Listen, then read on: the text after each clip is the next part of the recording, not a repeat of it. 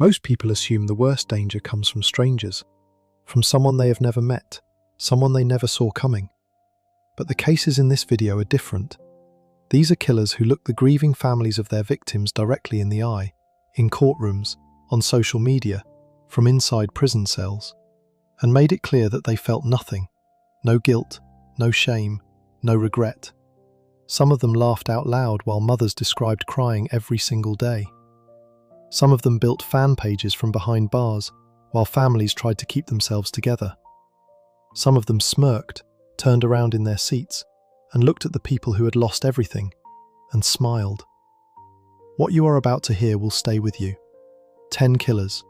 10 families who deserved far better than what they got. 10 moments where the people responsible for the worst days of those families' lives decided to make it even worse.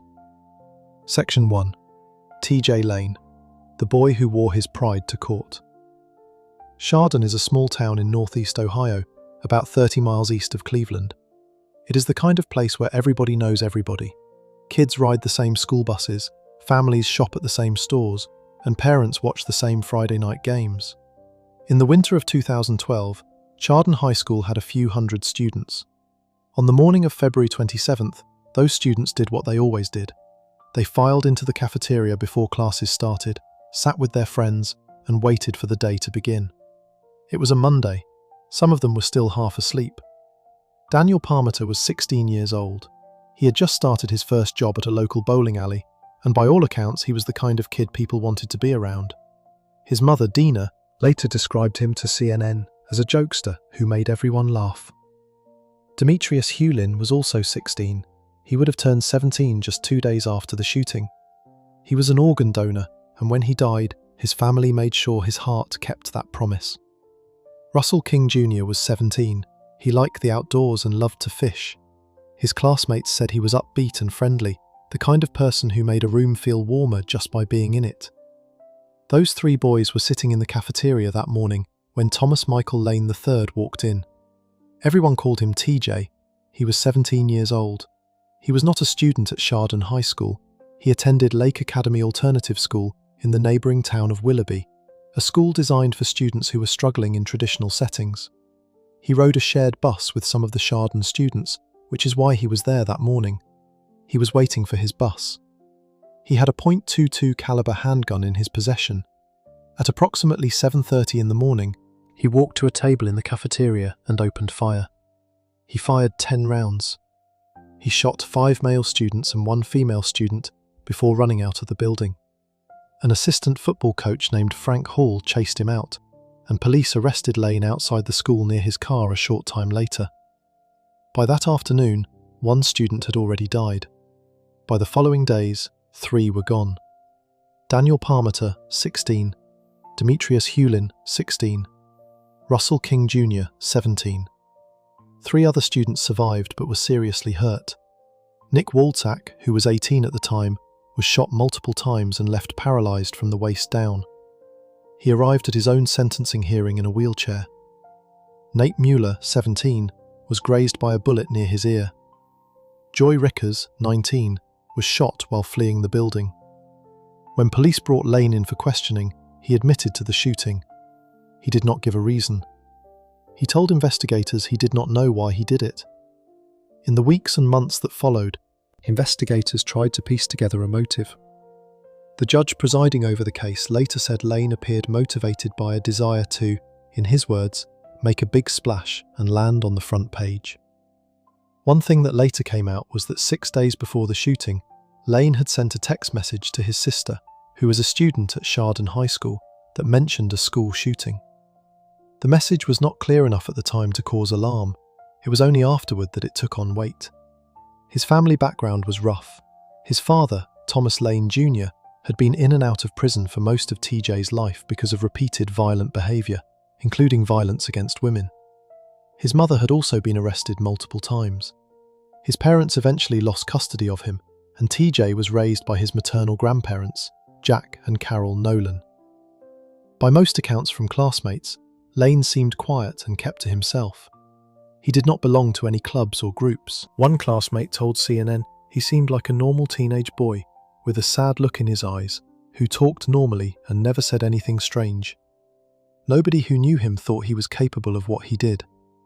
Lane pleaded guilty on February 26, 2013 to 3 counts of first-degree murder, 2 counts of attempted first-degree murder, and 1 count of assault. By pleading guilty, he spared the families from a full trial. His sentencing hearing was set for March 19, 2013, 13 months after the shooting. The families of the victims spent those 13 months trying to hold their lives together. Dina Parmator, Danny's mother, told reporters in the months following the shooting that her heart was broken in a way that could not be put into words. She had watched her son grow up, had seen him get his first job, had imagined the life he was going to live. Now she was preparing to walk into a courtroom and face the person who had taken all of that away. On the morning of March 19, 2013, the families arrived at the Geauga County Common Pleas Court in Chardon. They sat on one side of the courtroom. Lane's family, his parents and grandparents, sat on the other.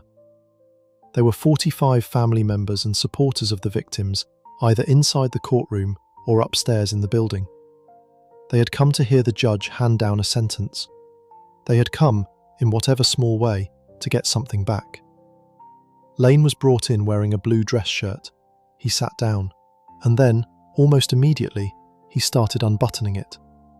Underneath the dress shirt was a white t-shirt. On the front, written in black marker in large letters, was a single word: killer. It was not a last-minute decision. Investigators later determined that Lane had purchased a t-shirt with that word on it 7 days before the shooting itself. He had worn a similar pullover the day he walked into that cafeteria and opened fire. Now, facing the families of the people he had killed, he was wearing its twin. The courtroom went quiet. Then the proceedings began. The victims' families were given the chance to speak first. 4 people addressed the court. Each of them stood at a podium a short distance from where Lane sat. Philip Carter, the older brother of Demetrius Hewlin, spoke about his brother. Holly Walzak, the mother of Nick, the boy who was now in a wheelchair, stood up and looked directly at Lane. She was visibly shaking. She said to him, out loud in open court, that he was lucky there were so many police in the room. She said it while he let out a half chuckle. She then said that life was permanently changed for her son, herself, and her entire family. Because of him, she said, their quiet little town would never be the same again. Russell King Jr.'s sister stood up next. She refused to say Lane's name. She would not give him even that. Instead, she told the court that a few weeks before the shooting, Russell had told his friends he wanted to hang out with Lane again. He felt sorry for him. He wanted to be his friend. Lane's response to hearing that his victim had tried to extend kindness to him was to smirk.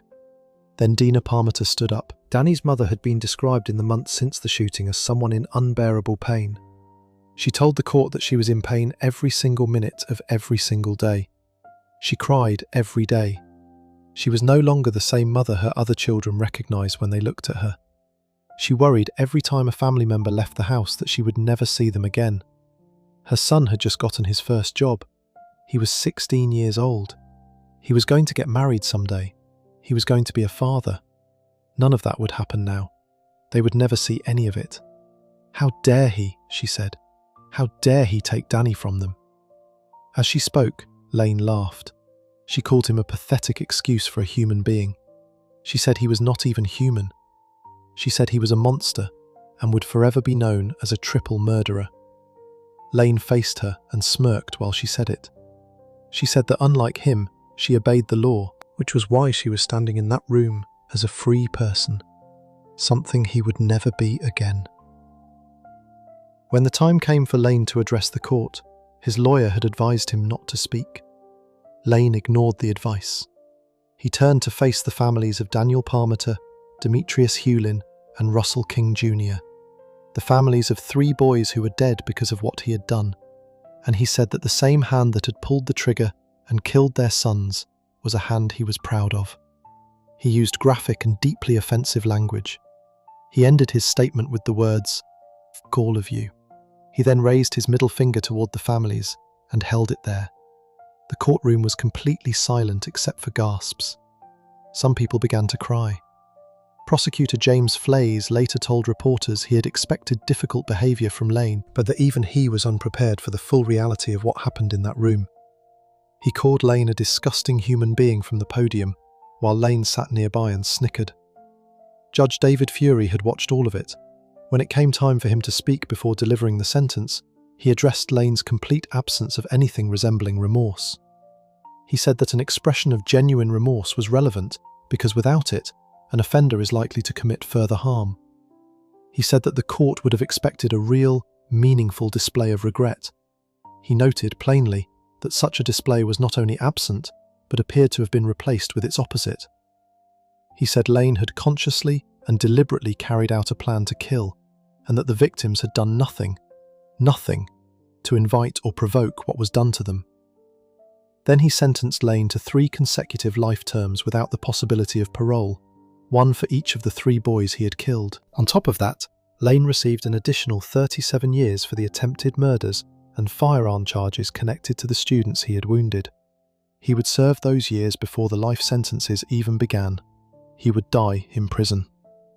When the judge announced the sentence, Lane let out another laugh. He found it funny. He sat in that courtroom, surrounded by the families of the people he had killed, and he laughed when told he would never be a free person again. After the hearing, Nate Mueller, one of the surviving students, spoke outside the courthouse. He said Lane had tried to look tough with his shirt and his statement. He said Lane would get his moment in the spotlight one last time before becoming just another person behind bars. Dina Parmiter also spoke. She said that from this day forward, Lane would only ever be known as a killer. She said she refused to give him another second of her thoughts. She said she would never speak his name again. TJ Lane was sent to the Allen Oakwood Correctional Institution in Lima, Ohio. He did not go quietly. In the 18 months after arriving at the facility, he was disciplined 7 times for various violations. He also escaped from the institution in September 2014 and triggered a 6-hour manhunt before being recaptured. He was transferred to a more secure facility after that. He remains in prison today, serving 3 consecutive life sentences with no possibility of parole. He will die there. Daniel Parmiter's family received just under $488,000 in a wrongful death settlement. Demetrius Hewlin's family received just over $484,000. Russell King Jr.'s family received just under $488,000. No amount of money brings back a 16-year-old who just started his first job at a bowling alley, or a 16-year-old who would have turned 17 2 days later, or a 17-year-old who loved to fish and made everyone around him feel better just by being in the room. Nick Walczak still uses a wheelchair. TJ Lane came to his own sentencing hearing wearing a shirt that said killer, laughed while a mother described crying every single day over her dead son, told the families of his victims to go to hell, and then laughed again when the judge told him he would spend the rest of his life behind bars. What he wanted, more than anything, was to be remembered. What he got instead was a cell he will never leave. __quote_0___. The next case involves a killer who did not just mock the victim's family in a courtroom. He filmed the murder himself, posted it online for the world to see, and made sure the family found out the way no family should ever have to. Section 2. Jesus Ayala and Jazamia Keys. They filmed it and laughed. Andreas Probst spent 35 years in law enforcement. He started as a patrol officer in Bell, California in 1974, worked his way up through the ranks over the following decades, and eventually became the chief of police for the city of Bell. He served as chief for 6 years before retiring in 2009. After retirement, he took a job working in global security from home, which meant he could travel. He and his wife Crystal went to Japan together.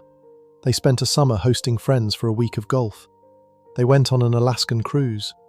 He loved making coffee, the fancy kind, with a machine that took some learning. He loved to ride his bicycle.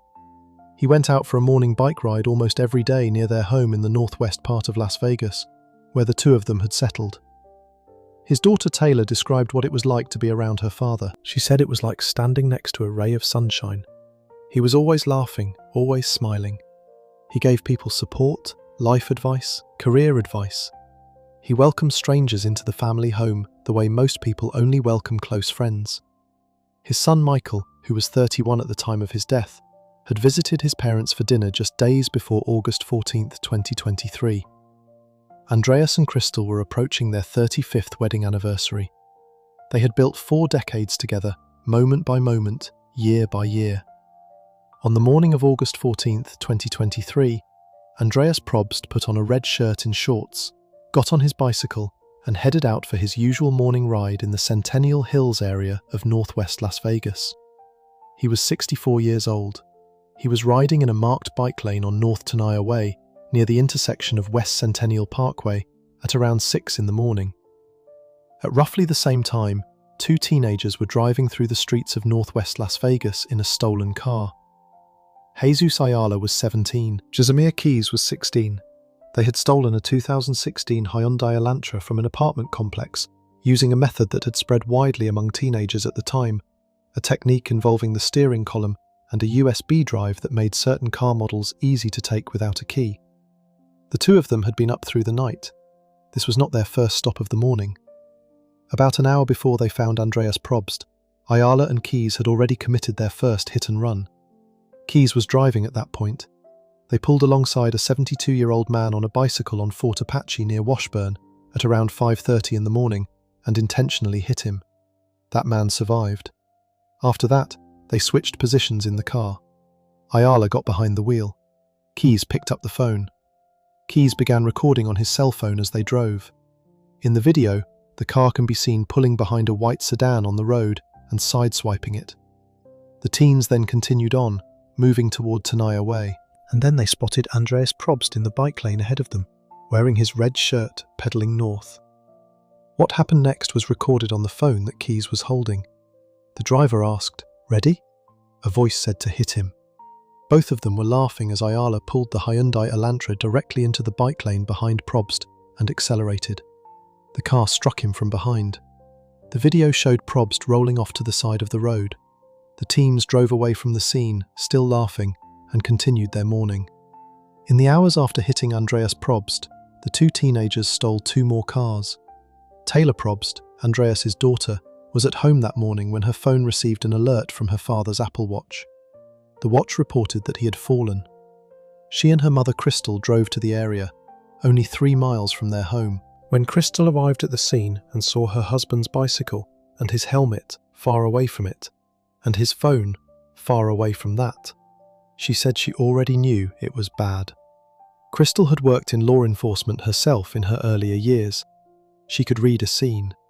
She knew what it meant when a person's belongings were scattered that far apart. Officers told Crystal and Taylor that Andreas had been taken to University Medical Center. The 2 of them sat in the lobby for 4 hours. They asked everyone they could find where he was.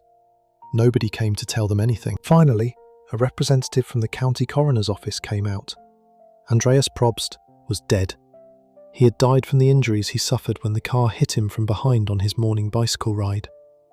Las Vegas police initially treated the case as a standard hit and run. That changed 2 weeks later, on August 29th, when officers learned that a video of the crash had been circulating among students at several Las Vegas high schools. Keys had shared the video on Instagram after the crash. A student at one of those high schools eventually approached a school resource officer and showed them what was on the video. Police watched it. What they saw made clear that this was no accident. The car had pulled directly and deliberately into the bike lane behind Probst. The voices on the recording were laughing. The entire thing had been filmed as if it were entertainment. Within days, police had identified both teenagers. Officers arrested Ayala on August 31st, 2.5 weeks after the killing. When officers took Ayala into custody, they had not yet told him specifically why he was being brought in. He was initially booked on a separate warrant. While officers were processing him, Ayala began talking. He told them, unprompted, that whatever it was, he would be out in 30 days. He said it was just a hit and run, a slap on the wrist, that this kind of thing was not going to mean anything for him. He said, in his own words, "You think this juvenile stuff is going to do something? I'll be out in 30 days, I'll bet you." He was 17 years old, and he had just killed a 64-year-old man on a morning bicycle ride while laughing and his first thought upon being arrested was that none of it would matter. Keyes was identified and arrested shortly after Ayala. Both teenagers were charged as adults with murder, attempted murder, and a series of additional offences related to the car thefts and the other attacks that morning. The case moved through the court system over the following months, and it was during one of those early court hearings in October 2023 that Ayala and Keyes made national news for the second time. Probst's widow Crystal was in the courtroom. His daughter Taylor was there too. As proceedings took place that day, Ayala and Keyes, sitting at the defence table in front of the family of the man they had killed, began smiling. They started laughing. They looked in the direction of Crystal and Taylor and appeared to smirk at them. Ayala then appeared to raise his middle finger toward the family. Taylor Probst described what it felt like from where she was sitting. She said they started trying to intimidate them, to stare them down. She said those two did not respect the court at all. Taylor had already described what it was like to learn her father was gone. She said the moment she found out, she understood that she would never have her father walk her down the aisle at her wedding. She would never watch him hold his grandchildren. All of that had been taken from her by two teenagers in a stolen car who thought the whole thing was funny. The judge presiding over the case, Clark County District Court Judge Jacqueline Bluth, later addressed the courtroom behaviour directly. She acknowledged that in a previous hearing, there had been conduct from the defendants that was not appropriate for a courtroom. She told them to stand. She made clear that the kind of behaviour the family had witnessed would not be allowed to continue.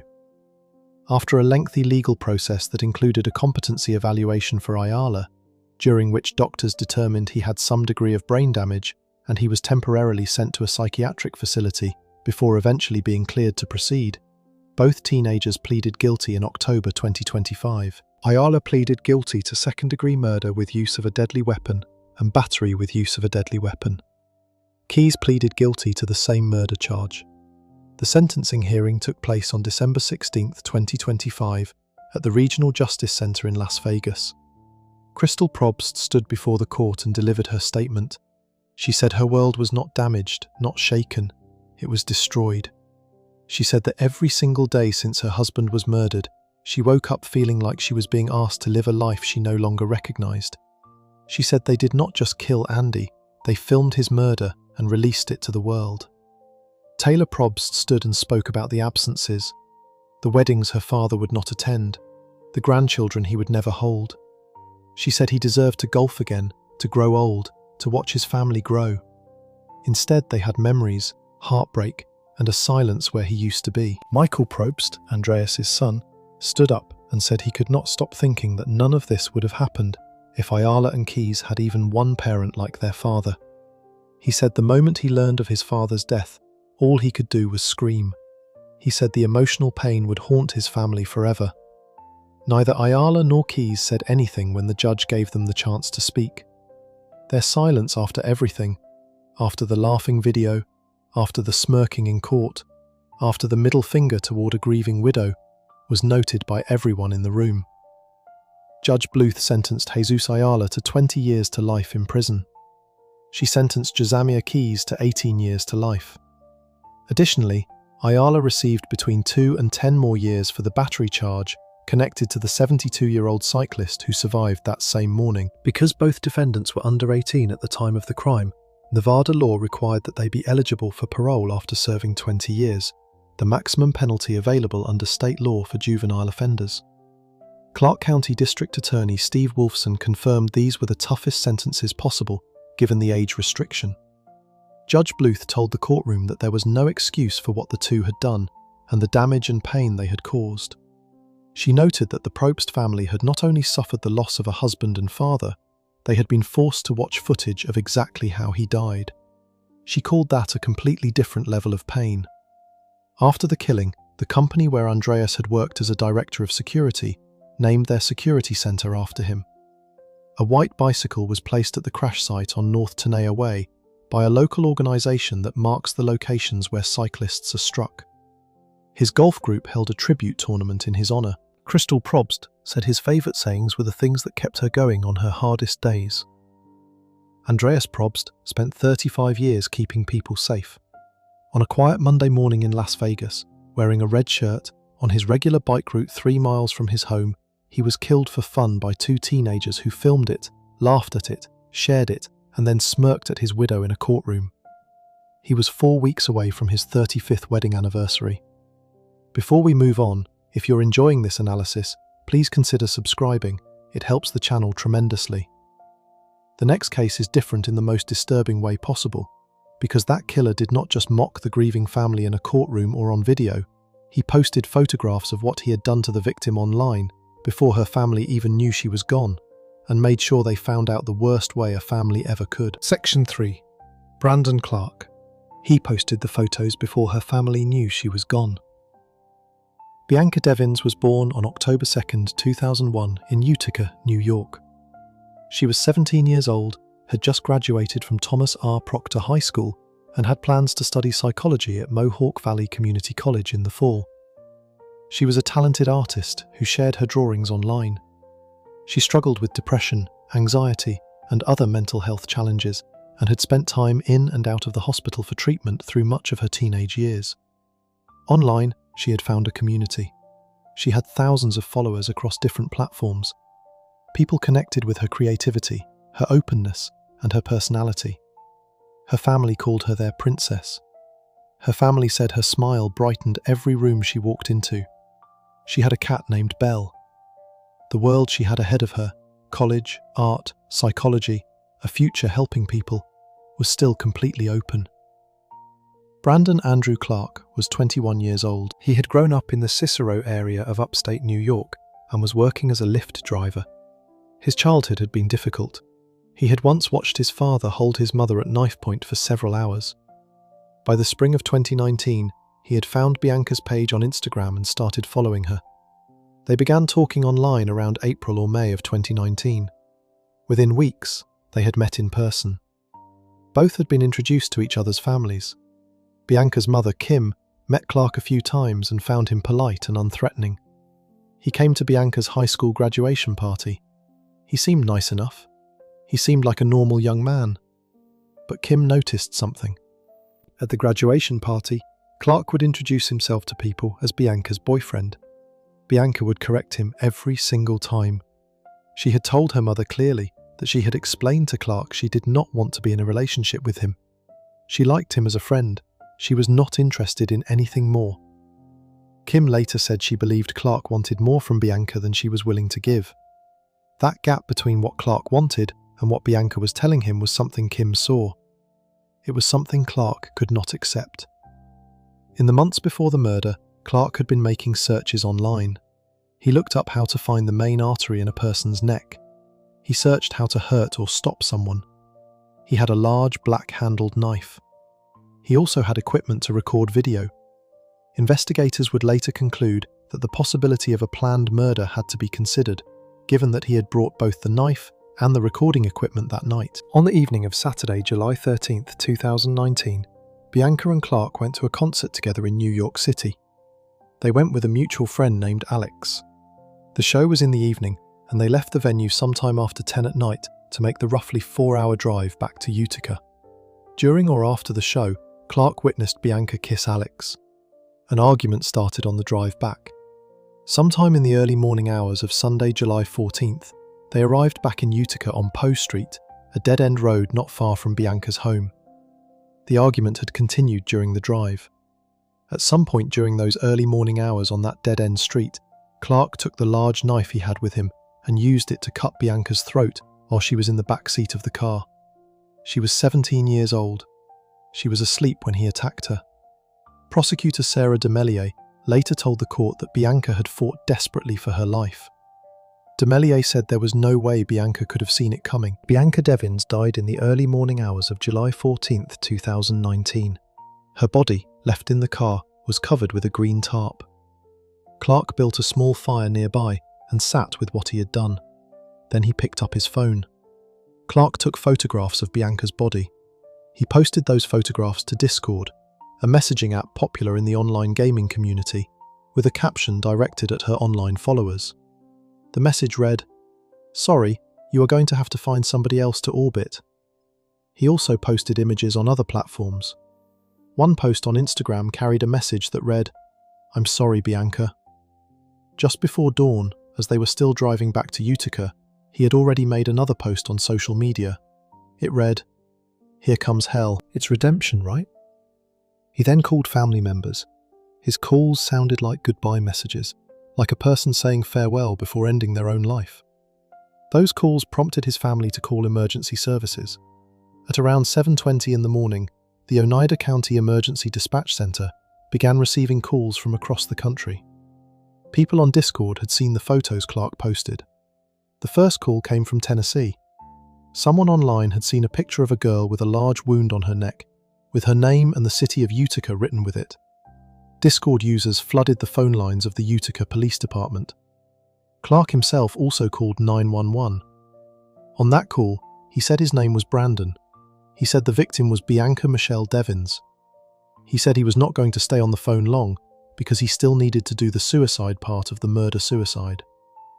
Back on Poe Street, Bianca's mother Kim was at home when officers came to the door. An officer with a body camera knocked and asked if Bianca Devins lived there. Bianca's younger sister Olivia answered. Olivia came upstairs and told Kim that the police were there and something was going on. Kim did not know what was happening.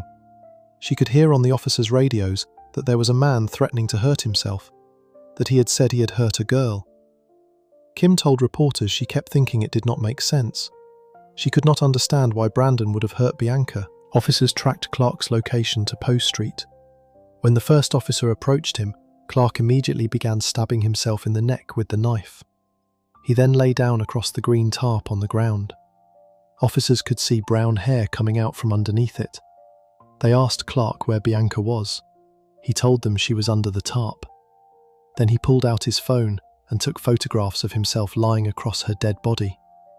Officers pulled him away, took him into custody, and he was transported to a local hospital where he went into surgery for the knife wounds to his own neck. He survived. Bianca, who was underneath the tarp on Poe Street, did not. Because the photographs had gone viral within hours, by the time the Utica Police Department officially confirmed Bianca's death the following day, the images had already spread across Instagram, Facebook, Twitter, Discord, and other platforms. For Bianca's family, the cruelty did not stop when the investigation began. It continued, online, for months and years after her death. Strangers took Clark's photographs and set them as their profile pictures on Instagram. They then went to Bianca's social media pages and commented, knowing the family would see them. Bianca's sister Olivia, who was 15 at the time of the murder and was 17, the same age Bianca had been, at the time of the sentencing, described what it was like to live through that. She said that many random people had set her sister's death photo as their profile picture and gone to her pages knowing she would see it. She said the photo continued to be sent to her over and over again by strangers who wanted her to see it. She said she had been forced to delete every social media account she had. She said she could no longer meet new people without fear because a stranger had come into her sister's life and destroyed it. Kim Devins, Bianca's mother, described the moment she finally saw the photo of her daughter, more than a year after the murder, when it appeared as a notification on her phone at night. She said she had been sitting alone with the lights off, trying to rest after a hard day. An alert told her she had been tagged in a photo. She said she kept her eyes closed and hoped it would be something from a happier time. It was not. She said her last memory of Bianca was her daughter full of life. She said having to see her in her final moments was something no one should ever have to experience. Clark was charged with second-degree murder and initially pleaded not guilty. His first court appearance, 2 weeks after the murder, was packed with Bianca's friends and family, who filled the courtroom wearing pink, her favourite colour. In February 2020, Clark changed his plea to guilty. He said in court that he thought about Bianca and that she did not deserve what happened to her. The family was relieved. A trial would have meant going through every detail of what Clark had done, including a 10-minute video he had recorded of himself murdering her. With the guilty plea, they would be spared that. 5 months later, Clark tried to take it back. In July 2020, Clark filed to withdraw his guilty plea. He blamed his lawyer, claiming he had been pressured into pleading guilty and that his attorney had not visited him enough or given him enough information. His former attorney, Luke Nebush, went on record and said that was not true. Nebush said he had visited Clark at the jail 15 times before the plea sometimes spending 4 or 5 hours there. Nebush said it was actually Clark who had refused to go to trial, not the other way around. Bianca's grandfather, Frank Williams, stood outside the courthouse and spoke to reporters after the hearing. He told Clark directly, through the cameras, "Don't play games. Take your punishment. Give this family some peace." The judge, Oneida County Court Judge Michael Dwyer, denied Clark's request to withdraw the plea in October 2020. The sentencing was scheduled for November, but a cluster of illness at the county correctional facility caused it to be postponed again. The hearing was eventually set for March 16, 2021, nearly 2 years after Bianca died on Poe Street. On that day, Olivia Devins, Kim Devins, and Frank Williams each stood before the court to speak. Olivia spoke through tears about the nightmares, the inability to trust new people, and the years of having her sister's death photo sent to her by strangers. Kim asked the judge to keep Clark in prison for the rest of his life. She said the pain of losing Bianca did not get better, it only got worse. Frank Williams addressed Clark directly. He said that for the cruel way Clark had taken his granddaughter's life, for the total disregard he had shown for a human being, and for posting photographs of her dead body on the internet for his own purposes, Clark deserved to spend the rest of his life in prison. When Clark had his turn to speak, he said he hated himself for what he did. He said he did not know how to meaningfully apologize for something so horrible and so impossible to undo. He said the worst part was that he could not take it back. Judge Dwyer interrupted him. The judge pointed out that after initially pleading guilty and saying he wanted to spare the family pain, Clark had spent the following months focused entirely on himself, trying to get out of his plea, blaming his attorney, seeking a jury trial. The judge said it seemed in the beginning like Clark was focused on the family and the pain he had caused. But somewhere in between, Dwyer said, he started focusing only on himself. That was what confused everyone. Clark was more worried about himself than Bianca. Brandon Clark was sentenced to 25 years to life in prison on March 16, 2021. He was sent to Attica Correctional Facility in New York. He will not be eligible for parole until 2044. As a direct result of what Clark did, and the way his photographs spread across the internet and kept reaching the family, New York State passed a new law called Bianca's Law. The law requires large social media companies to have dedicated teams responsible for finding and removing violent content. It was inspired by the Devins family's experience of being sent those images over and over again by strangers who wanted them to suffer. Bianca had planned to study psychology so she could help teenagers going through the same mental health struggles she had faced. She had just graduated high school. She had her cat, her art, her pink bedroom, and a future she was about to walk into. None of it happened. Brandon Clark made sure her family's first image of their daughter after she was gone was not a memory. It was a photograph he took and posted on the internet before they even knew she was dead. Before we move on, if you're enjoying this analysis, please consider subscribing. It helps the channel tremendously. The next case is different because the killer did not post photographs, did not smirk in court, and did not say a single word to the grieving family. And somehow, the silence itself became its own kind of cruelty that left a mother saying she could not hear a balloon pop without feeling the fear of that night all over again. Section 4. Dylann Roof. He said he still felt like he had to do it. Wednesday evenings at Emmanuel African Methodist Episcopal Church in Charleston, South Carolina, were for Bible study. The church, known by many in the community simply as Mother Emanuel, was one of the oldest African American churches in the entire country, founded in 1816.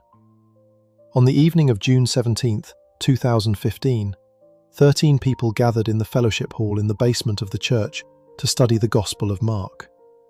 Among them was the church's senior pastor, Reverend Clementa Pinckney, who also served as a state senator for South Carolina's District 45. He was 41 years old. The others included Myra Thompson, 59, who was leading the Bible study that night. She had received her license to become a minister just hours before the meeting. Tawanza Sanders was 26 years old, the youngest person killed that night. Susie Jackson was 87, the oldest. Ethel Lance was 70. Cynthia Hurd was 54, a branch manager at the Charleston County Public Library who had worked there for 31 years. Sharonda Coleman Singleton was 45, a pastor and also a speech therapist and track coach at a local high school. Reverend Daniel Simmons Sr. was 74. DePayne Middleton Doctor was 49, a mother of 4 girls who was well known for her community involvement.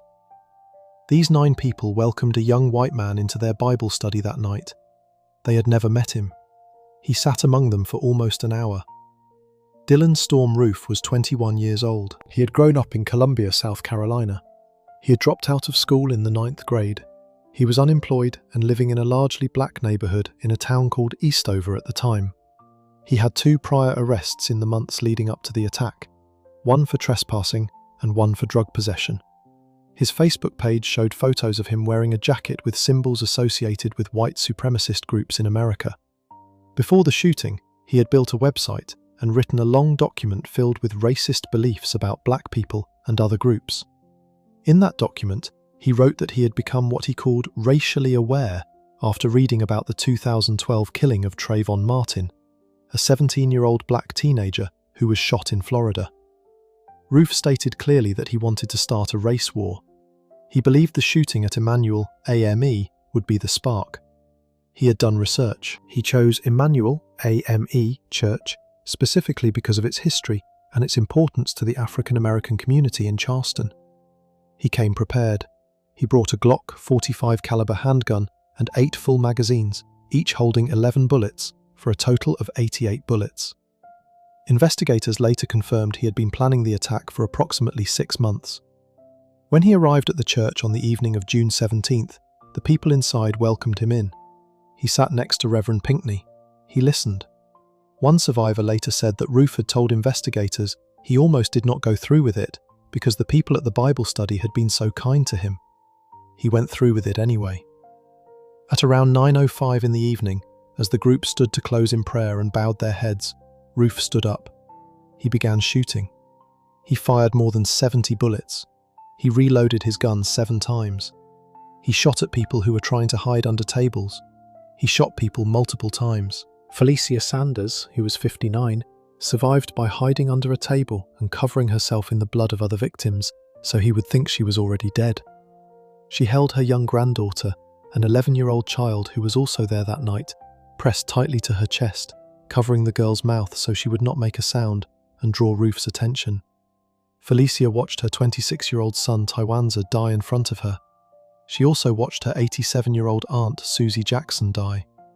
2 other people survived the shooting without being shot. Jennifer Pinckney, the Reverend's wife, was in an office at the church with one of their daughters. She heard the shots. She and her daughter hid under a desk. Jennifer Pinckney would later have to tell her 6-year-old and her 12-year-old that their father was gone. When Roof ran out of ammunition, he left the church and drove away. Investigators found him the following morning in Shelby, North Carolina, approximately 245 miles away, at a traffic stop. In his car was a Confederate flag, a burned American flag, a gun, ammunition, and a handwritten list with the names of several churches on it. 9 people were dead. Their ages ranged from 26 to 87. 3 people had survived. The city of Charleston and much of the country was in shock. At Roof's first court appearance, 2 days after the shooting, something happened that the world was not expecting. Family members of the victims were allowed to speak. They spoke to Roof through a video link from the jail, and some of them told him they forgave him. Nadine Collier, the daughter of 70-year-old Ethel Lance, stood before the camera through tears and said she forgave him. She said he had taken something precious from her and she would never talk to her mother again. But she forgave him. Anthony Thompson, the husband of Myra Thompson, said he forgave Roof and that he hoped Roof would take the chance to repent and change. Those moments shocked the country. The word forgiveness, spoken openly and without hesitation toward the man who had just killed 9 people in a place of worship, became one of the most talked about things to come out of the Charleston massacre. Roof was not moved. 6 weeks after the shooting, officers at the Charleston County Jail searched his cell out of concern that he might hurt himself. They found pages and pages of handwritten notes. Those notes became some of the most important evidence against him. In them, Roof wrote about his racist beliefs, drew symbols associated with hate groups, and addressed what he had done. He wrote, in his own words, that he wanted to make it crystal clear that he did not regret what he did.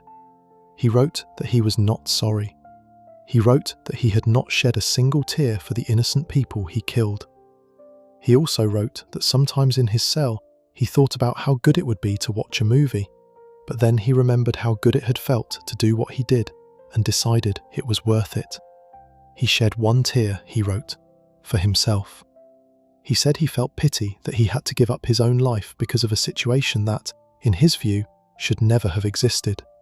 He was convicted in his federal trial on December 15, 2016, found guilty on all 33 charges, which included 9 counts of hate crimes resulting in death, obstruction of religion resulting in death, and firearms charges. It was the guilt phase. He had allowed his lawyers to represent him during that portion of the trial. But for the sentencing phase, the part where the jury would decide between a death sentence and life in prison without parole, Roof fired his legal team and chose to represent himself. He said he did not want his lawyers presenting what he called embarrassing information about him, which referred to evidence about his mental health. His opening statement to the jury during the sentencing phase lasted less than 5 minutes. He stood up and told the jury there was nothing wrong with him. He said he was not mentally ill. He sat back down. Then, over the following days, family members of the 9 people he had killed took the stand and told the jury about who those 9 people were. They talked about Myra Thompson buying her daughter a computer for school because a teacher said she showed ability with technology, even though the family did not have much money. They talked about Reverend Clementa Pinckney and his dream of possibly one day becoming governor of South Carolina. They talked about Tywanza Sanders, 26 years old, gone. Jurors cried during these testimonies, even court staff cried. U.S. District Judge Richard Gergel said during a break that he would have been stunned if the jurors had not cried because the testimony was so deeply emotional. Roof sat at the defense table and did not react. Prosecutors read portions of his jailhouse writings to the jury. They also shared another entry written later in his cell time in which Roof described thinking about movies while locked up, but then reconsidering because remembering how it felt to do what he did made him feel it had all been worth it.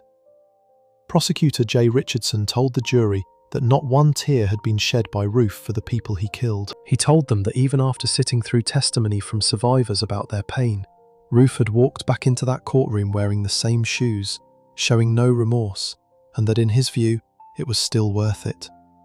On January 10, 2017, the jury voted unanimously to sentence Roof to death. He became the first person ever sentenced to death in a federal hate crimes case. The formal sentencing hearing took place the following day, January 11, 2017. Family members were allowed to address Roof directly. More than 30 people stood before him. Roof did not look at them. Felicia Sanders stood before him, holding the Bible she had brought to the fellowship hall on the night of June 17, 2015. It still had blood on it from that night. She told Roof she could no longer close her eyes to pray. She said every time she tried to shut her eyes, she had to open them again because she felt she had to keep watching everyone around her. She said she could not hear a balloon pop without being taken back to that night. She could not watch fireworks. She could not shut her eyes. She told him she forgave him. She said it was the easiest thing she had to do. But she also told him he could not be helped because he did not want to be helped. Tywanza Sanders' sister, Shireen Goss, stood up and told Roof directly that he had accomplished nothing except causing deep pain to other people. She said her brother did not deserve what happened to him. None of the victims did. Ashlyn Timony, a niece of DePayne Middleton doctor, did not forgive. She stood before Roof and shouted at him.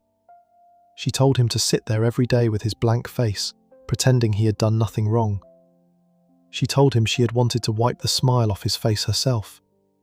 She said he was the biggest coward she had ever seen. She said he could not even look at them as people. The sight of him made her sick. Throughout all of it, every statement, every tear, every moment of grief spoken openly into that courtroom, Roof sat still and stared at his papers. He showed nothing.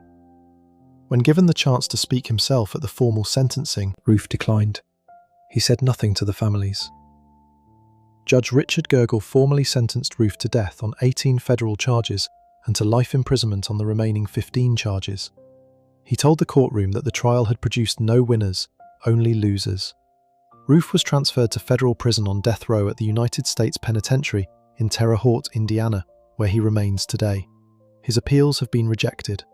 In August 2021, the Fourth Circuit Court of Appeals upheld his death sentence, writing in their ruling that no careful legal review could capture the full horror of what Roof had done, and that his crimes qualified him for the harshest sentence a just society could give. He also later pleaded guilty in state court to 9 counts of murder in a separate South Carolina case, avoiding a second trial.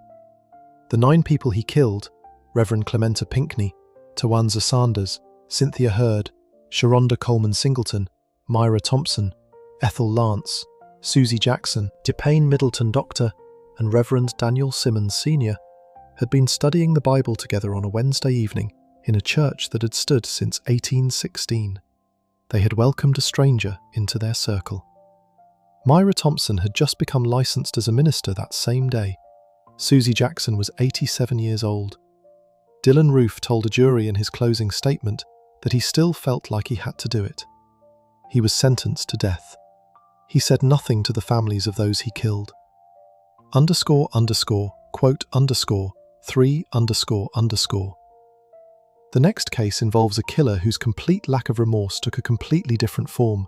Not silence, not writing, not smirking, but a verbal statement directly to the court, so offensive and so calculated that it left every person in the room, including the prosecutor, gasping for air. Section 5. Dant'e Wright. He told the family he would be home soon. Jordan Klee was 18 years old and a senior at Pioneer High School in Ann Arbor, Michigan. He wore number 42 on the school's varsity football team. He had earned the Scholar Athlete Award for academic excellence. He had also received the NAACP award through the school. He was described by those who knew him as a high-achieving student who loved the game and worked hard in the classroom. He had been enrolled at Pioneer as a senior and was living on his own at the Pine Lake Village Cooperative, an apartment complex on Adrienne Drive on the west side of Ann Arbor. He was 18 years old, living independently, doing well in school, playing football. His senior year was supposed to be the big one. Senior pictures, prom, graduation parties, the end of one chapter and the start of everything that came next. College was ahead of him, choices were ahead of him, all of it was open.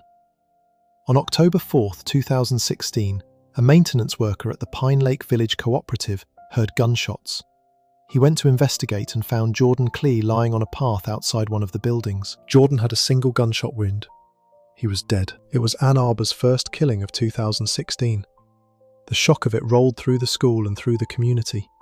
Counselors were brought into Pioneer High School immediately. Students gathered, cried, and tried to make sense of what had happened to one of their own. Police moved quickly. Within days, they had arrested 3 teenagers in connection with the killing. Delreno Gracie, 17, from Ypsilanti, Jamarius Ellison, 17, from Redford, and Dant'e Wright, 17, from Ann Arbor. All 3 were charged as adults. Court records showed that the 3 teens had gone to where Jordan Klee lived and attempted to rob him at gunpoint. They were trying to steal controlled substances and clothing and shoes from him. During that robbery attempt, Wright admitted to being the one who pulled the trigger and shot Jordan Klee in the back of the head. Jordan died right there, outside the building, on a path at the complex, where he was living alone as a senior in high school. All 3 teens ended up pleading guilty. Gracie and Ellison both pleaded to armed robbery and second-degree murder. Gracie was the first to be truthful with police and showed remorse throughout. Ellison also eventually pleaded guilty. Both of them were sentenced to between 15 and 40 years in prison. Wright was handled separately.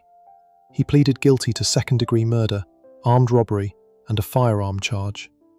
His sentencing hearing was scheduled for July 24, 2017, in Washtenaw County Circuit Court, before Judge David Swartz. Jordan's mother, Karen Klee, had prepared a statement to read herself. She had written out her words about her son, about losing the only child she had, about the emptiness left behind. She planned to stand before the court and speak them directly to the person who had shot her boy in the back of the head. She arrived at the courthouse and sat down. She looked at Dant'e Wright. He was smiling. As the hearing began and family members started to speak, Wright sat at the defense table and showed no sign that any of it was affecting him. He smiled. He nearly laughed at points. He shook his head, as if none of what was happening around him mattered at all. Karen Klee, watching the man who had killed her son smile from across the room, could not do it. She could not stand up there and read her own words with him looking like that. She handed the statement to her cousin, Courtney Klee, and asked Courtney to read it for her instead. Karen stood at the podium next to Courtney, tears running down her face, while Courtney read the words Karen had written. The statement said that Karen had lost her only child, her son, her baby, her friend. She had lost laughter. She had lost love. She no longer had the hope of ever having grandchildren. She had lost the ability to enjoy holidays and birthdays. She had lost every day of normal life. Jordan, the statement said, no longer had a future. Jordan could no longer choose to go to college. Jordan could no longer choose anything. And while Wright could still one day hope to be released from prison, Karen wrote that she would never escape her own hell. While Courtney read those words, Wright continued to smile. After the family statements ended, Wright was given a chance to speak. He stood up and addressed the court. He did not apologize. He did not acknowledge what his actions had taken from Karen Klee. Instead, he told the judge and everyone in the room that he just wanted to let everyone know he would be home soon. He said he would be all right. He said he loved his family. Washtenaw County Court Judge David Swartz had been on the bench for 23 years. In those 23 years, he said, he had never once rejected a sentence agreement that had been negotiated and agreed upon by both sides. But what he had just seen, what everyone in that courtroom had just seen, pushed him right to the edge of doing exactly that. He stopped the proceedings. He told the prosecution directly that he was watching Wright sit there smiling and laughing and shaking his head as if this was no big deal. He said he was very tempted to throw out the entire agreement and send the case to trial. He told Wright clearly that if the case went to trial and he was convicted of the more serious felony murder charge, he would go to prison for the rest of his life. That meant he would die there. Judge Swartz paused the hearing and gave prosecutors time to speak with Jordan's family and find out if they wanted to proceed to trial instead. The family talked it over during the break. Karen Klee had already been through more than any parent should have to face. A trial would mean reliving every detail. It would mean more time in courtrooms, more exposure to this person, more pain dragged out over more months or years. The family said they did not want to go through that. They asked, through their attorney, for the court to move forward with the agreed sentence. Their lawyer told the judge that they were trying to forgive Wright, and they were asking the court to follow through with what had been agreed. Wright's own defense attorney, David Goldstein, apologized to the court on his client's behalf. He told the judge that the smiling was in no way intended to be disrespectful to the family, to the victim, or to the court. He offered no further explanation for why a teenager who had shot someone in the back of the head would sit smiling while that person's mother wept a few feet away. Judge Swartz accepted the agreement. Wright was sentenced to 23 to 50 years in prison for second-degree murder, armed robbery, and the firearm charge. Karen Klee later spoke to local reporters after the sentencing. She said watching Wright smile and laugh as though it were all a joke had stripped away whatever strength she had prepared to bring into that room. She said she had planned to read her own statement. She had rehearsed it. She had steeled herself for it. And then she watched him laugh. She said she just could not stand up there and do it while he was carrying on like that. The image of him sitting there smiling while her words about her dead son were being read out loud stayed with her. Jordan Klee had earned an academic award. He had earned an athletic award. He had worn number 42 on his football jersey at Pioneer High School and had been in his senior year when he was killed. The year that was supposed to be about senior pictures and prom and graduation was instead the year his mother had to walk into a courtroom and watch the person who shot her son in the back of the head smile at her while she tried to speak. Dant'e Wright is currently serving his sentence. He told the courtroom he would be home soon. He will be eligible for release no earlier than 23 years into his sentence. Before we move on, if you're enjoying this analysis, please consider subscribing. It helps the channel tremendously. The next case we are covering is different from every other case in this video, because the killer who mocked the grieving family was not in a courtroom when it happened, and the family did not find out until they stumbled across it online themselves. Section 6. Derek Cunningham, posing for photos behind bars while a widow raised her kids alone. John Palmer Shelley went by JP. He was 42 years old, from Memphis, Tennessee, and had been married to his wife Beverly for nearly 19 years at the time of his death. He had 2 children. His son was named Palmer. His daughter was named Emmy, though JP had given her the nickname Coco. He had gone to Germantown High School and attended Mississippi State University. He was a skilled contractor, known for the quality of his work. He had also worked as a professional chef earlier in his life and loved cooking for the people he cared about. His family described him as a true family man, whose favourite thing in the world was spending time with Beverly and the kids. In the year before his death, JP had stepped back from full-time work to take care of his father, who was going through a serious illness. He cared for his father through a long battle with cancer until his father passed away. Shortly after that, JP returned to work part-time as a contractor, taking on renovation jobs around Memphis to provide for his family. He had only recently started doing that work again when October 4th, 2013 arrived. That morning, JP was doing a job in the Parkway Village neighborhood of Memphis, in the 4700 block of Scottsdale Avenue. He was there with a co-worker, a man named Octavio Sanchez. The two of them were working at a vacant house, doing estimates and going over what the job would involve. It was routine work. JP was just doing his job. 3 teenagers approached them. Derek Cunningham was 15 years old. Corey Sandifer was 16. A third individual, Thomas Moss, was also involved. The 3 of them demanded the 2 men hand over their belongings. JP and Octavio Sanchez did what they were told. They handed over their cell phones, an iPad, cash, and their wallets. They gave up everything the teenagers asked for without resistance.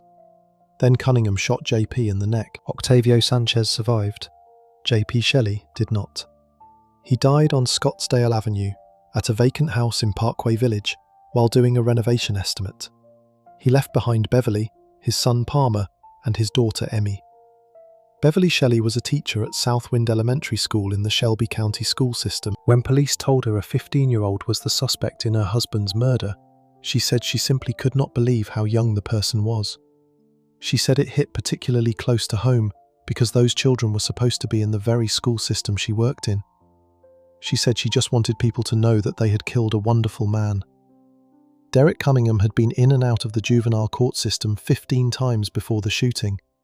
He was well known to the system already at 15 years old. In the days after the murder, community members and businesses raised a $25,000 reward to help find the killers.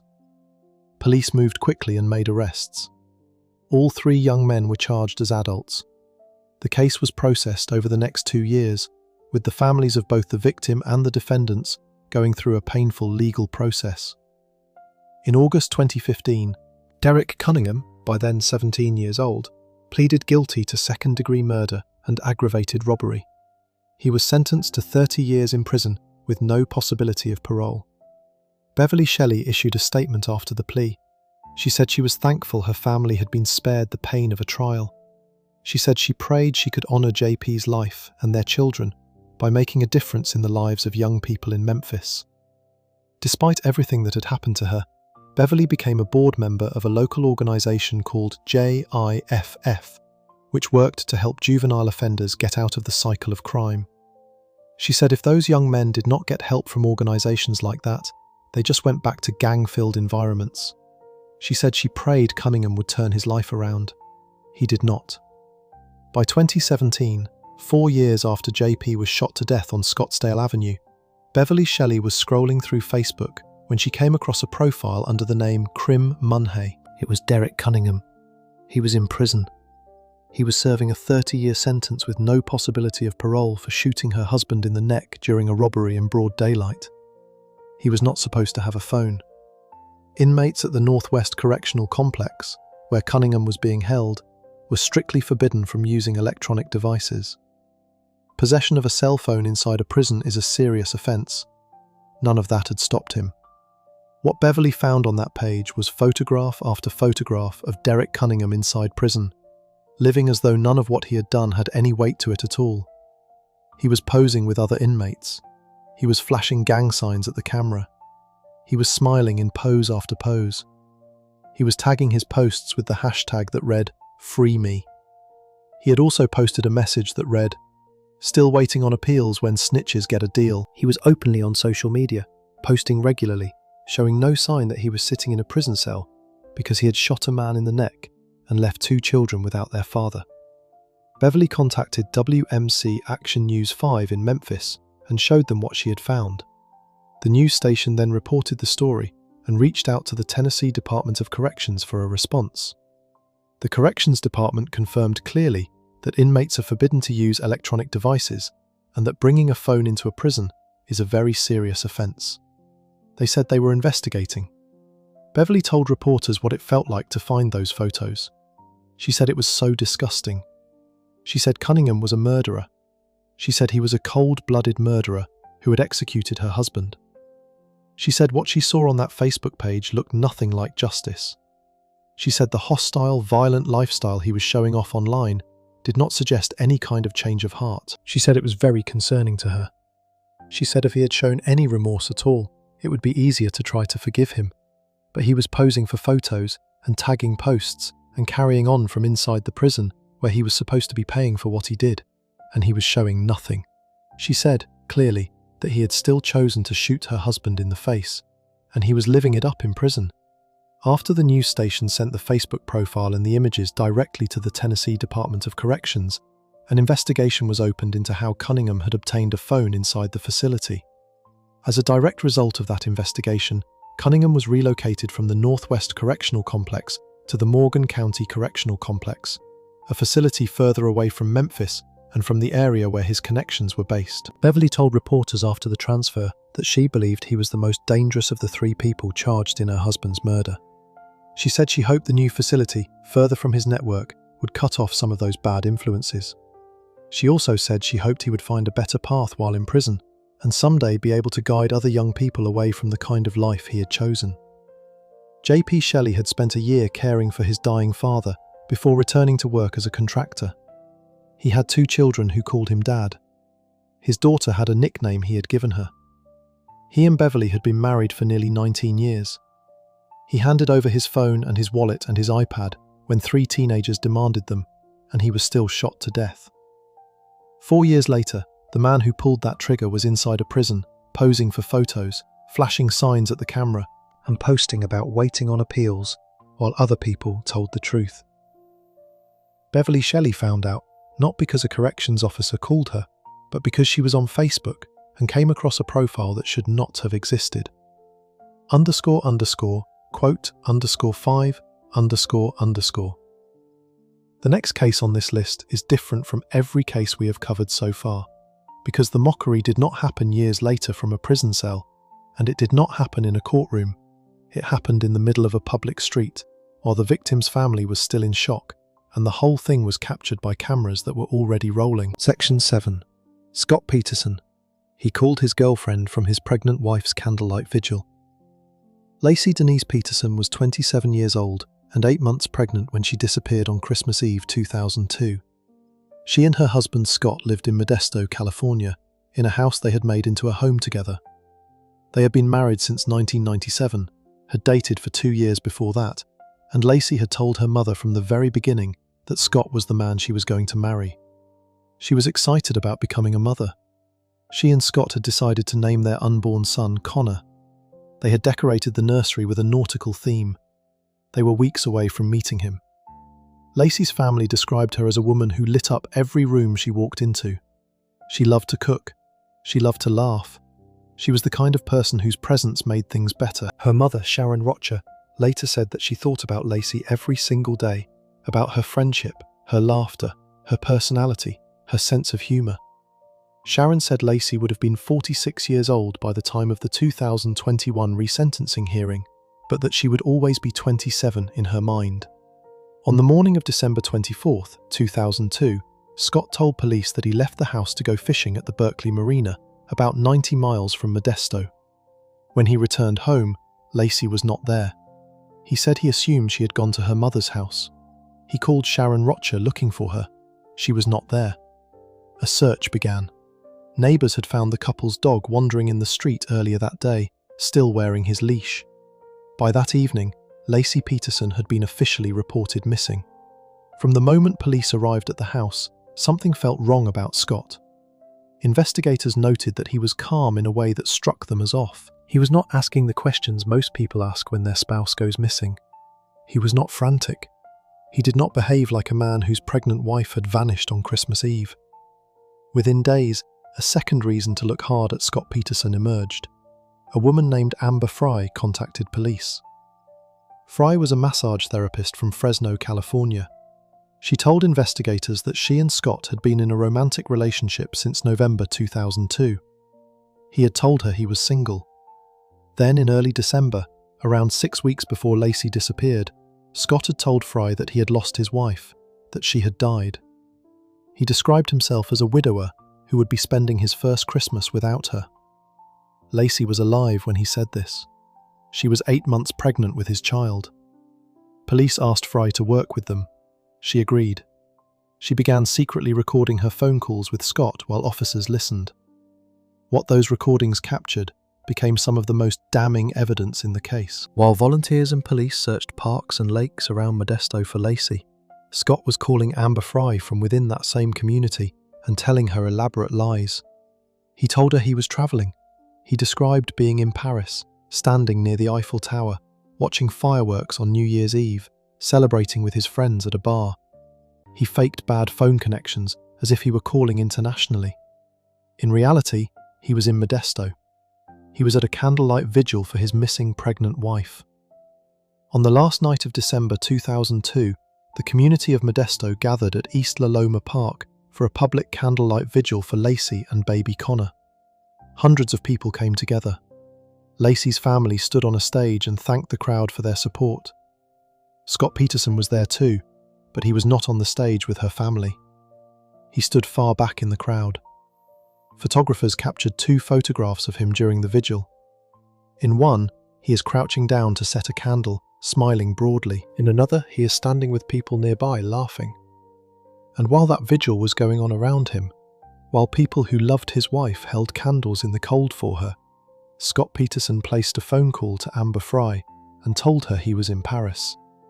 He described the fireworks at the Eiffel Tower. He talked about the crowd of people around him singing American pop songs.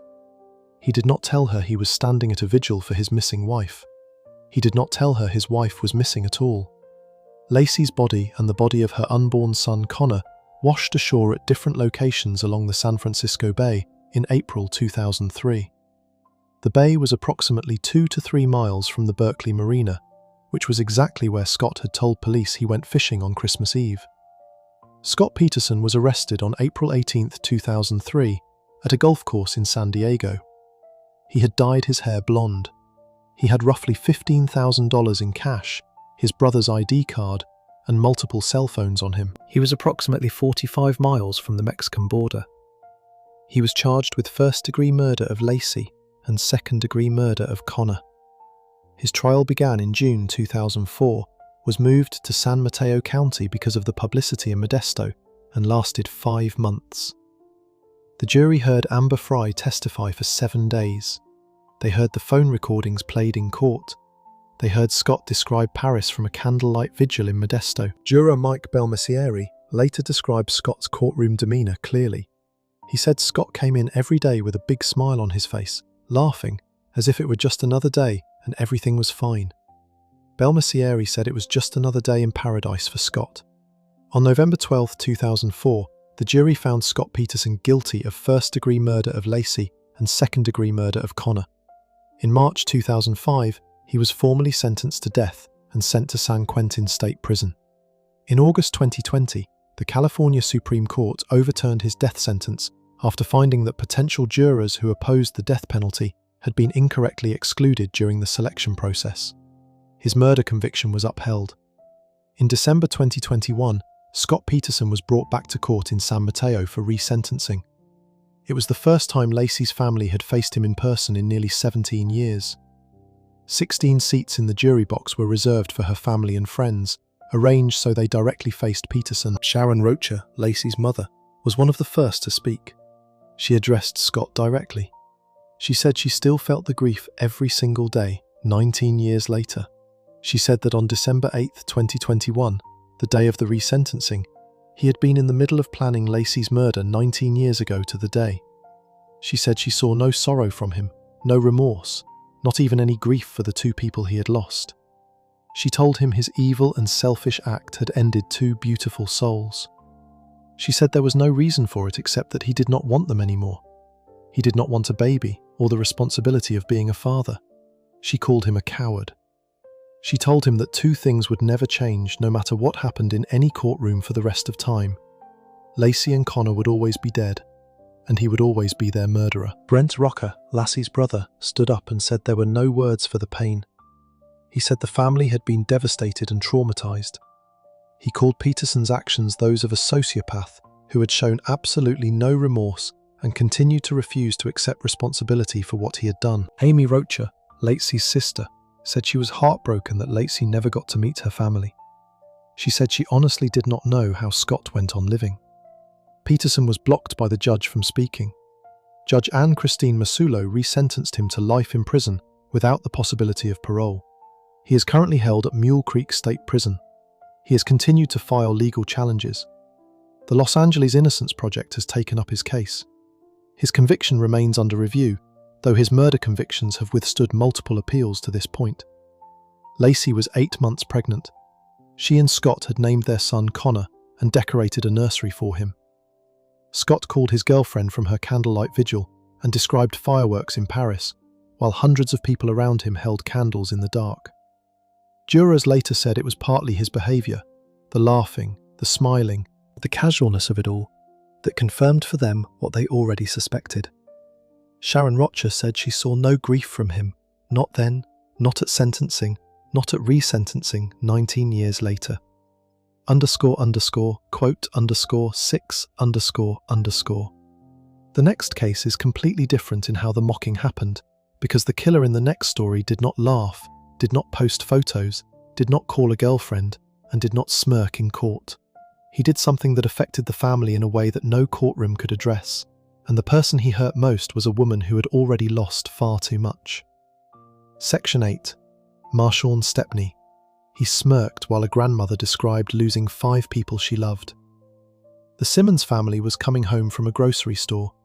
That is where they were going on the evening of May 6, 2022. They were in a minivan together, 7 people from the same family, driving through St. Louis. They were not doing anything unusual. They were just heading home. Eleanor Simmons was the grandmother, the matriarch holding this family together.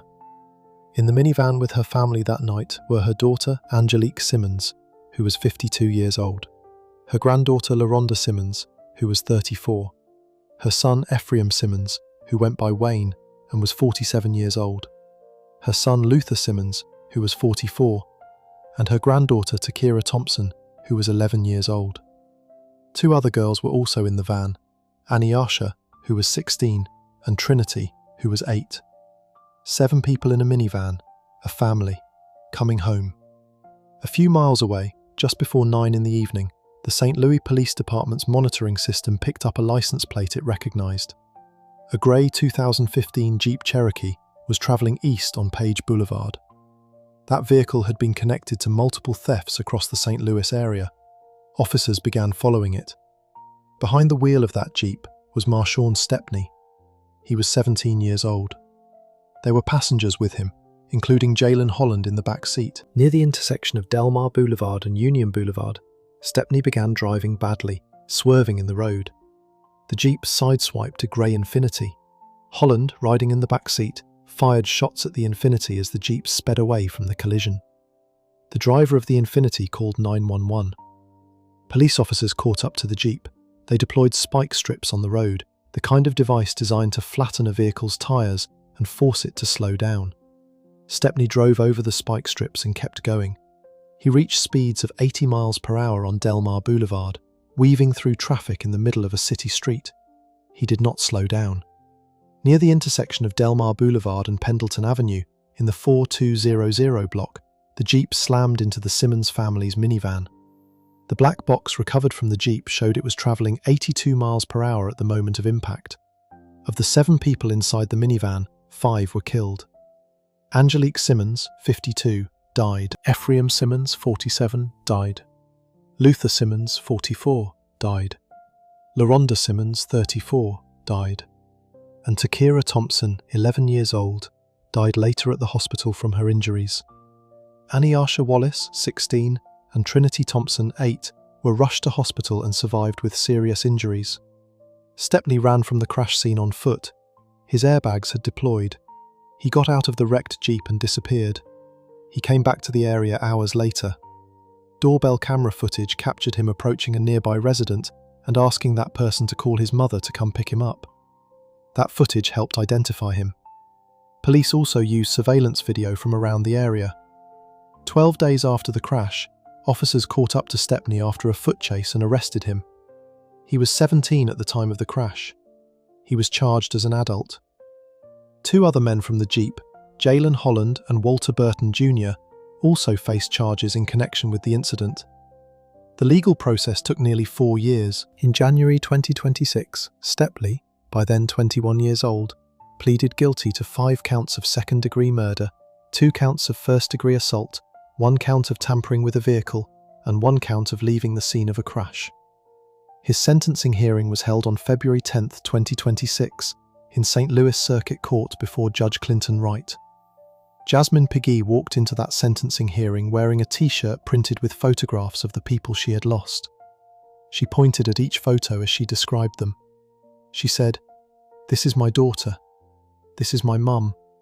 This is my uncle, my other uncle, and my sister." 5 photographs on a shirt. 5 people from one family. She said she woke up every day crying. Eleanor Simmons, the grandmother, the one who had survived that night, stood before the court to speak. She was addressing the man who had driven at 82 miles per hour into a minivan, carrying her children and grandchildren. She described what she had lost. She described what it was to still be there while so many of her family were gone. While she was speaking, Stepney turned around in his seat and smirked at her. The moment did not go unnoticed. Eleanor Simmons saw it. She described it afterward to reporters from a St. Louis television station. She said he was smiling. She said there was no remorse from him at all. She said he took a lot from them. She kept standing. She finished what she had to say. Judge Dylann Wright, who had been watching everything, addressed Eleanor Simmons directly from the bench during the hearing. He praised her strength. He told her that no sentence the court could hand down would be enough to account for what she and her family had lost. Eleanor Simmons, after the hearing, said she appreciated those words from the judge. She said her strength came from God. She said that if God had not been in her life, she did not know how she would have been standing in that room at all that day. Judge Wright sentenced Marshon St to 25 years in prison, as agreed in the plea deal. 2 additional defendants, Jalen Holland and Walter Burton Jr., still faced their own sentencing hearings after Stepney's was completed. That meant Eleanor Simmons and the rest of the family would have to return to court at least 2 more times and go through that process again, reopening the same wound in front of more people connected to the same night that took 5 of their own. Angelique Simmons was 52 years old. Her daughter and grandchildren were in that van with her. Ephraim Simmons went by Wayne and was 47. Luther Simmons was 44. LaRonda Simmons was 34. Takira Thompson was 11. They were coming home from a grocery store on a Friday night in May. The Jeep was stolen. The driver was 17, already connected to multiple other thefts. Police had spike strips on the road. He drove straight over them at 82 miles per hour and did not stop. And when the grandmother of those people stood in court and described what that night had cost her family, he turned around in his seat and smirked. __quote _7__. The next case is unlike anything else in this video, because the mockery came from inside a prison where the killer was not supposed to have any way of doing it, and yet he built an audience of thousands of people while the family of his victim had no idea it was happening, right up until the moment a reporter showed them what he had posted. Section 9. Taylor Meanley. He built a fan page inside prison. While a mother could not fix her broken heart, Lewis Williams was 20 years old. He was from Swinton, a town in South Yorkshire, England. His family described him as funny, loving, and one of the most polite young men you could hope to meet. When he died, flowers at his funeral spelled out the word brother, and his coffin was covered in a Manchester City Football Club flag. His mother Sandra said at the time that his death had left the family totally broken and that she did not know how she was ever going to fix herself. She said losing a child was something no parent should ever have to go through. She said she felt lost, like a part of her was missing. He was 20 years old and he was shot in the neck on a public street in broad daylight. The afternoon of January 11th, 2021 started with a series of events that had been building for some time in the Mexborough and Doncaster areas of South Yorkshire. There had been ongoing tensions between rival groups in the area. The group Taylor Meanley was connected to had been on the wrong end of several incidents, including attacks on the homes of some of their mothers. Those tensions had escalated through the day of January 11th into a series of confrontations, assaults, and acts of damage involving the same set of young men. By the afternoon, 5 people got into a Jaguar car. Arlind Nika, who was 16, drove. Jack Parks, who was 21, sat in the front passenger seat. Taylor Meanley, who was 17, was also in the car, along with Joe Anderton, 18, and one other person. They had driven to the Goldthorpe area earlier and met at a petrol station. They also had a gun in the car. The gun was a homemade device known as a slam gun, which was loaded with a shotgun cartridge. Meanley had the gun. Before they got into the Jaguar, Meanley had texted his girlfriend to say he was going to shoot someone. The car was driven to Wath Road in Mexborough. They were looking for Lewis Williams. He was associated with a rival group called the Pittsmore Shotter Boys. They drove past Lewis and a group of people near him once. Then the car was turned around. They came back. Jack Parks, sitting in the front passenger seat, shouted, "Shoot him!" Meanley fired the slam gun at Lewis Williams from just yards away. Lewis was hit in the neck and chest by more than 120 pellets from the single shot. The court later heard that he had tried to take evasive action when he saw what was about to happen. He could not move fast enough. Members of the public ran to help Lewis Williams where he fell. Bystanders attempted CPR while waiting for emergency services. A paramedic took over. None of it was enough. Lewis Williams was pronounced dead at the scene on Wath Road, Mexborough, on the afternoon of January 11th, 2021. He was 20 years old. The Jaguar was later found burned out in a nearby area. The killing had also been filmed from inside the car by Joe Anderton on his mobile phone, on the instruction of Meanley. The investigation took months. A 6-week trial was held at Sheffield Crown Court. The jury heard everything: the texts Meanley had sent, the footage, the evidence from CCTV cameras, the testimonies, and the lies Meanley had told during the trial. Meanley tried to convince the jury that he had not known the gun could actually kill anyone.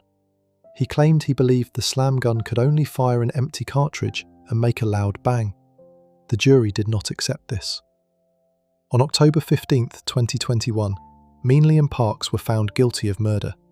Anderton and Nika were found guilty of the lesser charge of manslaughter. All 4 were also found guilty of possessing a firearm with the purpose of putting lives at risk. On October 29th, 2021, they were sentenced at Sheffield Crown Court. Taylor Meanley and Jack Parks were both sentenced to life in prison, with a minimum of 27 years before they could be considered for release. Anderton and Nika each received 12 years. The judge, Jeremy Richardson, told the court he hoped gangland violence could be stopped. He said a man had lost his life and 4 others had been sent to prison for a very long time. He said he wished it were possible to live in hope. After sentencing, Lewis's mother Sandra released a statement. She said the loss of Lewis had left the family devastated. She said life would never be the same. She said they were totally broken without him and still felt numb. She said losing a child was something no parent should ever have to go through. She said she felt lost, like a part of her was missing. She said she did not know how she would ever be able to fix herself. Shortly after Meanley was sent to prison, his father Mike responded to one of his son's posts online. He told Taylor that he was so proud of him. He told him to stay strong. He said to ignore everyone else. That detail matters because Taylor Meanley was already posting from inside prison before his family members even had time to try to come to terms with what had happened. What followed over the next several years was something that shocked people in Britain when it was first reported in February 2025. Taylor Meanley, a convicted murderer serving a life sentence with a minimum of 27 years, had built a social media presence from inside prison using a smuggled phone. He operated an Instagram account under the name T Shots. By the time the account was reported on by the British press in early 2025, it had amassed more than 10,000 followers. What was on that account was not simply photos of prison life. It was a deliberate celebration of what he had done. Clips showed Meanley dressed in casual clothing inside his prison cell, making gun shapes with his hands at the camera. In one photograph, he was seen grinning with text alongside the image that read, "Away for life, 'cause I took his life," next to a gun symbol. Another post, apparently referring to a fellow inmate's crimes, was written with the words, "We put Donnie on the map, 3 murders let go." He appeared in rap videos under the name T Shots, filming himself in his cell. In the videos, he rapped about firearms and about the killing.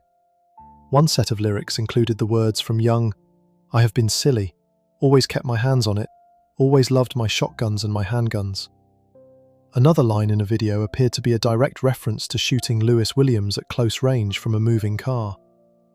He used his hands to mimic the shape of a gun as he rapped. A separate account he maintained was found to have more than 12,000 followers. The account also showed aspects of his daily life inside prison. It revealed that he had a television in his cell, a drawer stocked with snacks, and a rail of designer clothing that included expensive coats. He was posting as though prison was simply a different kind of life to be lived in public. The videos first came to widespread attention in February 2025. Reporting later confirmed that Meanley had continued to post as recently as November 2025.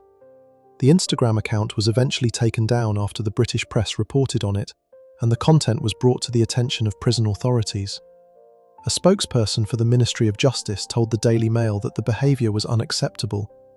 They said they had immediately requested that the posts be removed and were investigating how it had been possible for this to happen.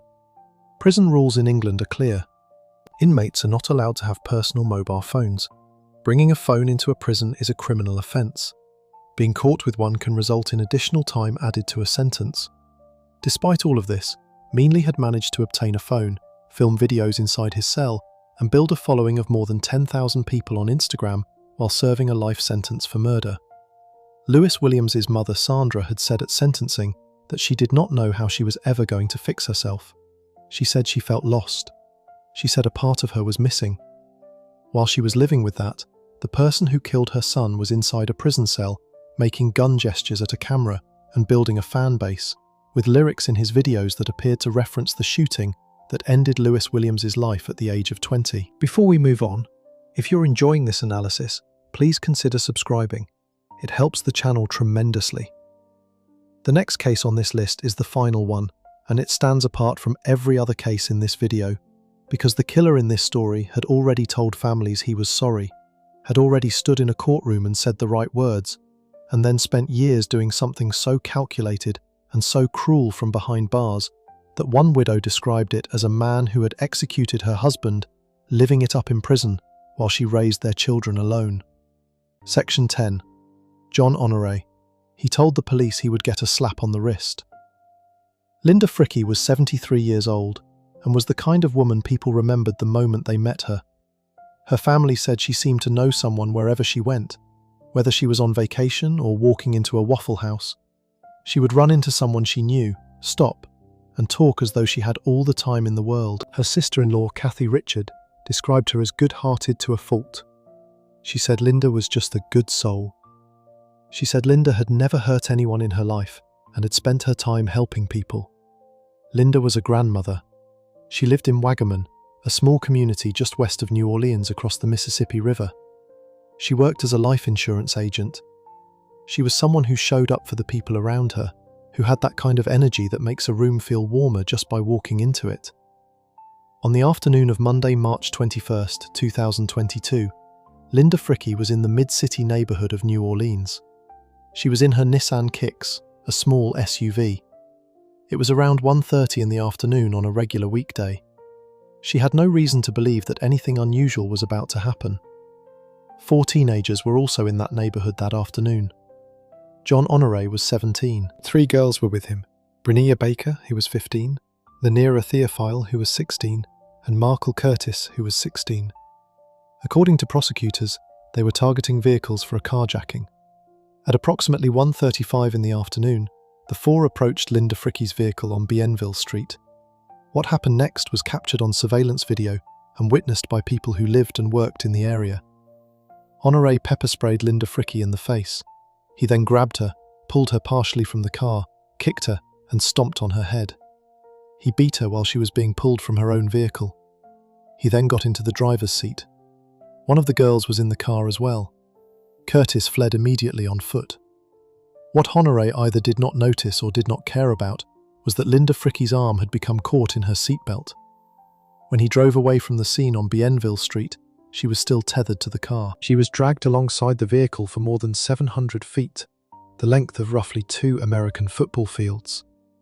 Neighbours heard what sounded like something being dragged on the road. One resident, a woman named Leanne Masker, said it was her birthday.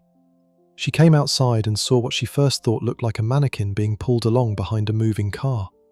Then she realised it was not a mannequin, it was a person. It was Linda Fricke, dragged along the street, screaming and pleading for him to stop. When the vehicle finally came to a stop after Honore drove over a curb and struck a utility pole, Linda Fricke's arm was severed from her body. She was found lying in the street, still alive, tangled in cables.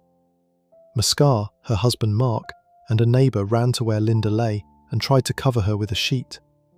They stayed with her and tried to help her while they waited for emergency services. Linda Fricke was pronounced dead at the scene. She died from the injuries she received during the carjacking and the dragging. She was 73 years old. The neighbourhood had watched it happen. The surveillance cameras had recorded it.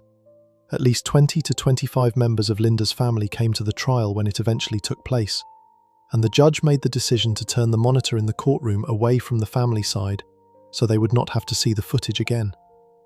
At trial, the prosecution told the jury they would see things they would never be able to unsee. They were right. When officers arrested John Honore shortly after the incident, he was still being processed in connection with a separate charge. Officers had not yet told him specifically about Linda Fricke and the carjacking. He started talking anyway. He told the officer he was not worried. He said, unprompted, that whatever this juvenile stuff was going to be, it was going to be nothing. He said he would be out in 30 days. He used the words, slap on the wrist. He was 17 years old, and he had just dragged a 73-year-old grandmother 700 feet along a public street and left her to die, and his first response upon being brought in by police was that none of it would matter. John Honore had a long history with the courts even at 17. Police records showed at least 7 prior arrests on more than 25 charges, beginning with his first arrest for property damage at the age of 12. The charges included armed robbery, illegal possession of a firearm, vehicle theft, running from police, and, in one case alone, 18 separate counts related to breaking into cars. He had appeared before the juvenile court system repeatedly. In 2020, a prior case involving a violent home invasion of a relative was transferred to adult court. That case was later dismissed. He had been in and out of the system his entire young life. At his first court appearance for the Fricke murder, Honore's aunt took the stand. She said that before the carjacking, Honore had gone to the New Orleans Police Department on his own looking for help. She said officers had called her to come pick him up, and he had begged her to let him come and live with her. She wept as she told the court she had not been able to take him in. She said that if she had, they would not be in that courtroom. It was one of the few moments in the entire case where the door opened onto the complexity of how Honore had ended up where he was. But none of that complexity changed what he had done to Linda Fricke on Bienville Street. District Attorney Jason Williams charged all 4 teenagers as adults. He said clearly that any and all people the evidence showed had participated in this murder would be prosecuted to the absolute fullest extent of the law. New Orleans Mayor LaToya Cantrell called the crime horrific and absolutely unacceptable. The case drew national attention and prompted serious conversations across Louisiana about how the juvenile court system handled young repeat offenders. The 3 girls, Baker, Theophile and Curtis, each pleaded guilty to attempted manslaughter on November 20th, 2023, the first day of jury selection for Honore's trial. Two of them expressed remorse in court. Baker told the Fricke family that the killing was not what they had set out to do, and she hoped the family could forgive her. Curtis called her decision to participate the worst decision of her life and said she was truly sorry. Linda's sister, Ginny Fricke, said outside the courthouse that she believed the girls really were sorry. She said hindsight often makes people sorry for what they have done. She also said they did it and they had to serve the time. All three were sentenced to 20 years in state prison. John Honore would not take a plea deal. The Fricke family said he deserved no mercy. Ginny Fricke said he had stomped on Linda, pepper sprayed her, dragged her, and driven the car. She said Linda had been begging and pleading for her life. She said he deserved no deal. The trial of John Honore began on November 27, 2023. His own defense attorney admitted in opening statements that there was no question Honore had done it. The question being asked of the jury was whether they would show mercy. During the trial, Honore also wrote a letter to the Fricke family. In that letter, he said he had made the biggest mistake of his life that day. The jury deliberated for about 3.5 hours. On the evening of November 27, 2023, they came back with a unanimous verdict: guilty of second-degree murder. The sentencing hearing was held on January 12, 2024. It lasted all day. Defense witnesses took the stand and described Honore's childhood, the violence he had witnessed between his parents, the physical abuse, the unstable housing, the poverty. They asked for leniency. They asked Judge Kimya Holmes to consider who Honore had been before that afternoon in March 2022, and who he might still become. The Fricke family was not interested in leniency. They had been present in force every single time this case came before a court. They had stood in that building again and again, watching the process move slowly forward, and they showed up on January 12, 2024, ready to say what they came to say. Kathy Richard, Linda's sister-in-law, stood at the podium and addressed John Honore directly from the witness stand. She said that when he took his last breath, she hoped the only thing he would hear was the sound of something coming to drag him back down to where he belonged. She said she hoped he did not make it out of prison, and that whatever was coming for him would come quickly. Ginny Lynn Griffin, Linda's sister, told reporters after the hearing that they had gotten justice. She said Honore was a little jerk and a little punk, and he deserved exactly where he was going. She said she did not care what had happened to him before March 21st, 2022. While all of this was happening, while family members were standing at a podium and pouring out the grief of losing Linda, John Honore had turned around in his seat during the hearing and smirked at the family. Ginny Lynn Griffin saw it. She described it to reporters outside. She said he was smiling. She said he showed no remorse for what he had taken from them. She said he took a lot from them. Judge Kimya Holmes delivered the sentence required by Louisiana law for a second-degree murder conviction: life in prison. Because Honore had been 17 at the time of the crime, the law required that he be given the chance for parole after serving 25 years. He will be eligible at that time, not before. The Orleans Parish District Attorney's Office made clear they would appear before any future parole board and present every relevant detail of Honore's nature and the circumstances of Linda Fricke's death. The Louisiana Fourth Circuit Court of Appeal reviewed Honore's case, and in May 2025, a panel of 3 judges unanimously upheld both his conviction and his sentence. His first attempt to reduce his punishment failed completely. Linda Fricke was a grandmother. She was a life insurance agent. She was the person who knew someone everywhere she went and stopped to talk because she had time for people. She lived in Wagaman. She had never hurt anyone in her life, according to those who loved her. On a Monday afternoon in March, on a regular street in New Orleans, she was grabbed, beaten, pepper sprayed, dragged over 700 feet, and left to die because 4 teenagers wanted her car. She was screaming and pleading for it to stop. She was still alive when neighbours reached her on the street. The person who did that to her smirked at her family in a courtroom while they tried to speak about what it cost them to lose her. He told police he would get a slap on the wrist.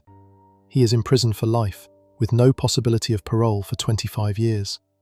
His appeal to reduce that sentence was denied. If you enjoyed this breakdown, make sure to subscribe. Thanks for watching, and I'll see you in the next one.